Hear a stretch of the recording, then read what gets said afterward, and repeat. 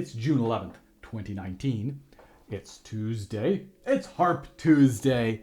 And in this week's episode, I want to take a look at that beautiful Pavane, Fauré Pavane, as arranged or transcribed by Kim Robertson as part of her collection Celtic Harp Solos. I know I've looked at least one other of these in a Harp Tuesday episode, one other of these arrangements. And this gorgeous setting works quite nicely. I'm not going to talk about the whole thing. What I'm going to focus on is this left-hand pattern,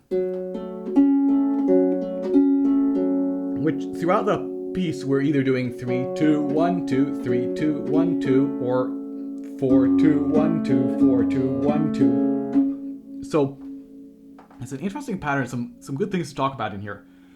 I want to start by just talking about so if you're first learning this, and especially if you're somewhat new to the harp, the way we might learn it would be to be very strict about placement. And the sort of the proper way to place this is to follow placement rules of place everything you can in the direction you're going, and once you start to turn around, place everything in that direction. So we're going up, we find out all 3-2-1, play them both. Oh, we're about to head back down again. We open up, find both 2 and 3. Play 1, 2. Oh, now we're going to turn around and go back up. We place 1 and 2. Place 2 and 3. Place 2 and 1. Or 4, 2. Replace them. Replace.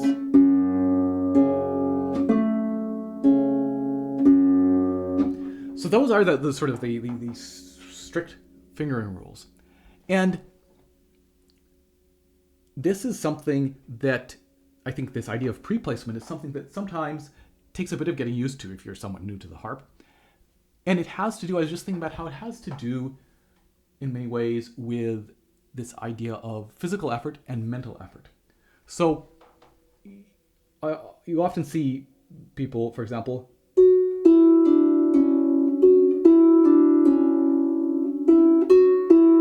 end up walking fingers on one after another instead of. And I know I've talked about in many different episodes the idea that it takes basically as much physical effort to go and find all those as it does to go, right? And yet if we only place this, suddenly we got more physical effort and more physical effort and more physical effort. Whereas if we find all of them, all we have to do is play them. We don't have to have that additional physical effort of finding them. But what it does take is mental effort. So again, maybe you're not super confident reading the notes from the page. The piece might be new to you, and it's hard enough just finding the next note in advance and connecting one finger at a time. And so it feels as if it's easier to do it that way because you're not playing it fast yet. So the physical effort doesn't. We really notice the physical effort if we're trying to play something fast. At a certain point, we can't play it fast enough unless we pre-place. But if we're playing at a slow speed, that physical effort isn't apparent, and yet the mental effort can be very apparent that, oh, this is hard to find all these notes. And yet, as long as we're not sight reading, and of course that's why when there's sight reading, you're not necessarily going to have the best fingerings, and you're relying on maybe having the physical effort maybe be a little bit harder to make it so that you don't have to somehow try and mentally come up with the absolute best fingerings when you're just maybe never seen the piece before. But once you have time to plan the fingerings and to learn a piece slowly, then this mental effort of finding these 3 notes in a row can be reduced to be just as easy as finding one of them. And whereas we can never make the physical effort, this will always be easier than walking on one at a time. So anyway, just a little rant in terms of why pre-placement is quite essential. So again, we might then learn this. Find both of these. Find both of these. Find both of these. Oh, connecting down to here, right? All right. Because the second time, the pattern is going to change at the end of the bar. Find both of these.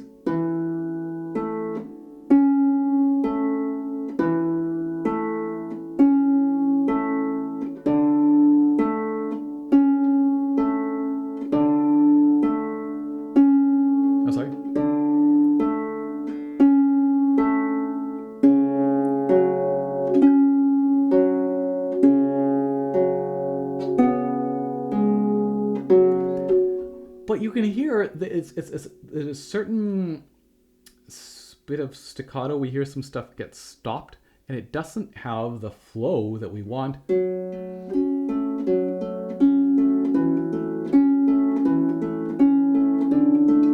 Imagine violins we're playing and we're oozing from note to note. So does that mean we just place one finger in advance? Because of course what's happening is we're stopping both of these. We're stopping both of these in advance of playing them. So if we, for example,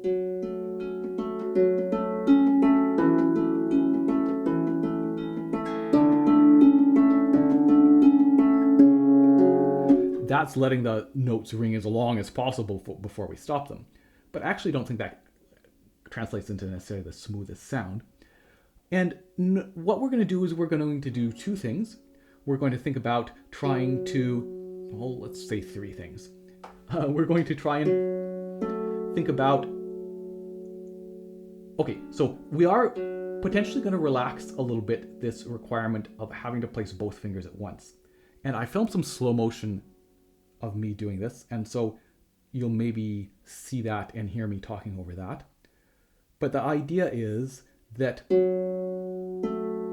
we're still, and it's maybe a little bit more obvious if I do a bigger stretch, I'm not going to go,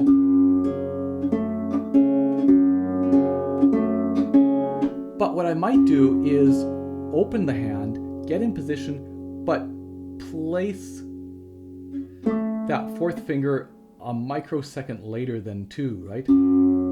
So to exaggerate, it might look a little bit like this, where I'm pivoting around that middle finger, that middle note, and placing both the bottom note and the thumb note a little bit late, but not finding the position late.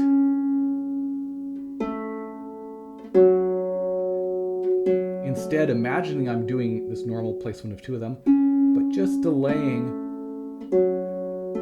a little bit. And in the slow motion, what you'll see is that my thumb in particular is very much delayed. The fourth finger didn't end up being very delayed, but the thumb, I wait quite a long time. And to me, that makes a little bit of sense because this top note is actually in many ways the one that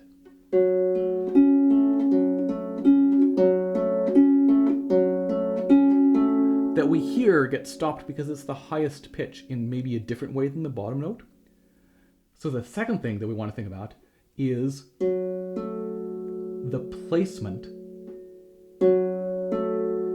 Trying to be, so we're certainly going to be stopping the middle note, even if we quite delay this last one. The placement, we want that to be quite firm, right? So we don't want to go,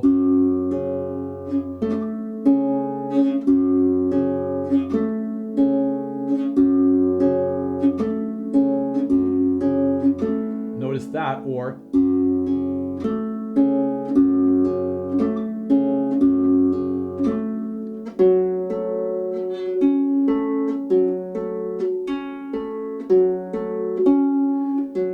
so we want this as opposed to we get in position and then we press down firmly, we place firmly so that we stop that.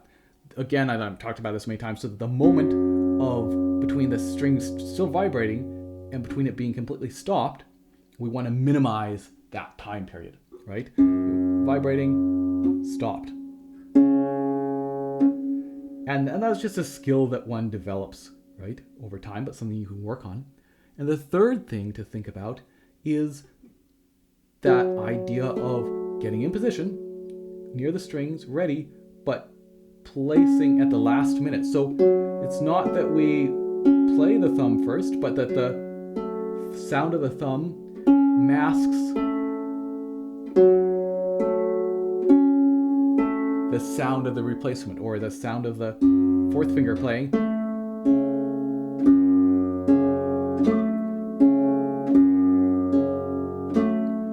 Can help mask some of that sound of the strings getting stopped, because they will get stopped. No matter what we do, we're going to be stopping a ringing string.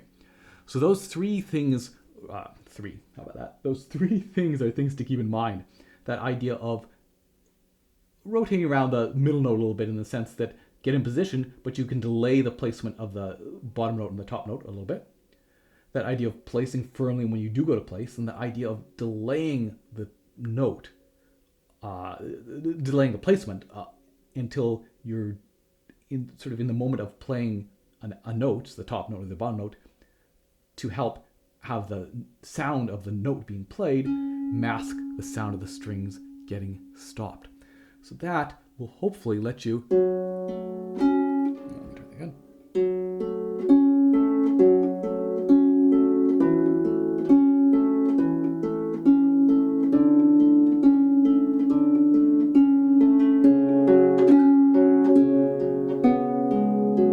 That will hopefully help make that as smooth and as flowing as possible. Hope that was useful. Hope you enjoyed that.